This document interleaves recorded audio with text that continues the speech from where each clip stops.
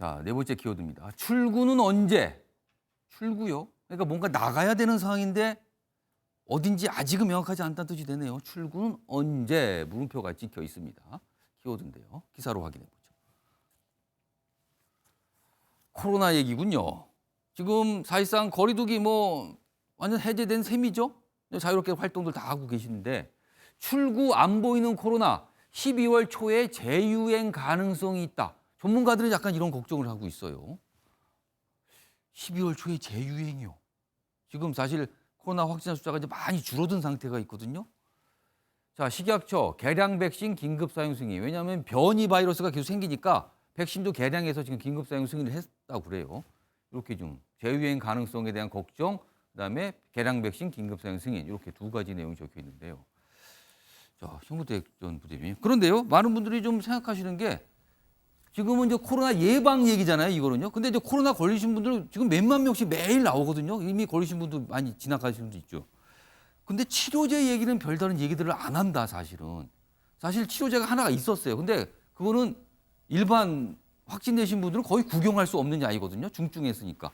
근데 경증이나 중간 정도는 사실 치료제가 없어서 다른 대체약을 쓰는 거거든요. 완화 증상을. 근데 사실 또 부작용도 많고 코로나가 치료됐더라도. 그래서 이 치료제 얘기가 좀 별다른 얘기가 없는데 이거는 좀 뭔가 좀 더 생각해 봐야 되는 문제 아닙니까? 이거는 이게 오래 갈 수도 있는데 이 상태가요, 지금요. 저는 이제 이번 아마 코로나를 겪으면서 한 2년, 예. 3년 정도 돼가고 있는데 이제 우리나라 제약회사, 제약업계의 어떤 수준 이게 굉장히 많이 드러난 것 같습니다. 처음에 이제 치료제 말씀하시지만 백신 같은 경우에도 우리나라 모든 제약회사 다 뛰어들었거든요. 그리고 정부 예산도 수천억이 투입됐습니다. 예. 근데 사실은 백신이 좀 뒤늦게 SK에서 하나 지금 개발됐습니다. 하나 정도가 돼서 그렇죠. 근데 거의 다 끝난 다음에 외국 백신 다 들여오고 다 이제 접종 끝난 다음에 이제 예. 이제야 어찌 보면 개발됐는데 치료제 같은 경우도 마찬가지입니다. 지금 치료제도 연구하고 있는 거 아닙니까? 연구 임상 한다는 얘기는 엄청 많이 나왔지만 예. 사실상 된 건 거의 없어요. 어. 그러니까 우리나라 제약이 물론 복제약 만드는 거 이런 수준이었지만 사실은 이제 정부 예산 투입이라든지 지금 수십 군데 회사들이 다 달려드는 거에 비하면 성과 거의 없죠. 그만큼 그때마다 또 주가는 엄청 출렁거렸습니다. 임상 1상 한다, 2상 한다, 3상 할 때마다 그랬는데 근데 그러면 그 정부 예산 수천억씩 들어가는데 그게 제대로 쓰였는지 한번 살펴볼 필요가 있어요. 예. 그러니까 백신 개발, 치료제 개발에 정말 많은 돈을 썼지만 실제로는 성과는 없었단 말이죠. 그런데 그거에 대해서 사후적으로 그냥 돈은 다 이미 지급됐는데 그거에 예. 대해서 그러면은 개발 못했으니까 아니면 임상 10초까지 갔으니까 끝 한다 그러면 앞으로도 마찬가지거든요. 이게 예. 재유행할 수도 있으면 또 예산이 투입될 겁니다. 예. 백신이든지 아니면 치료제. 예. 근데 이런 상태로 아무 성과도 없이 끝나버리는 게 맞느냐. 결국은 아마 치료제도 외국에서 수입하게 될 거예요. 그 수입한 약을 우리나라가 다시 또 복사해서 만들게 될 텐데 이런 어떤 반복이 예. 코로나 한 번은 끝나겠느냐. 예전에도 이런 경우가 있었거든요. 예전에도 이런 있었을 때 계속 예산 투입하고 뭔가 만든다고 했는데 결과는 안 나오고 이런 게 제가 보기에는 이번 기회에 그러면 예. 계란 이런 데서도 이제 정말 이제 수천억 아마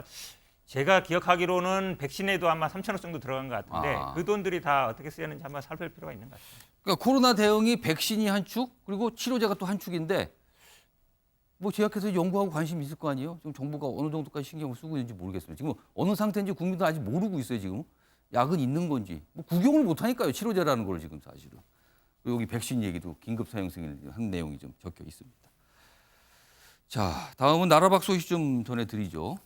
영국에서 있었던 일인데 중국과 관련돼 있습니다. 영국에서 시진핑 반대 시위를 한 홍콩인이 중국 영사관에 끌려 들어가 폭행을 당했다. 이거 끌려 들어가면 안 되는 거 아닙니까?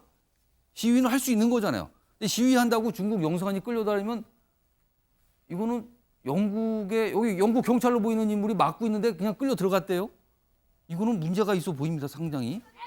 양측 충돌에 현지 경찰이 개입했는데 총리실 대변인이 깊이 우려했다. 이거는 영국 경찰 당국에서 문제 제기를 강하게 할 수 있겠네요. 이거는 왜냐하면 영사관 밖은 영국 땅이고 안은 중국 땅으로 간주하지만 끌려 들어가서 폭행을 당했다. 이건 좀 약간 차원이 다른 문제일 수도 있는 거거든요. 오늘 이런 사진과 함께 기사, 이런 내용 좀 꽤 실려 있습니다. 다음 마지막 내용 좀 소개해드리죠. 미국 사우디 관계 악화 불똥이 튄 거 아니냐. 빈살만 사우디의 실권자자 왕세자입니다. 근데 우리나라 올 듯 안 듯 하다가 결국 안 오는 걸 또 길어져 버렸어요. 방한 전격 취소됐다. 사실은 굉장히 기대를 갖고 있는 분들이 많았는데요.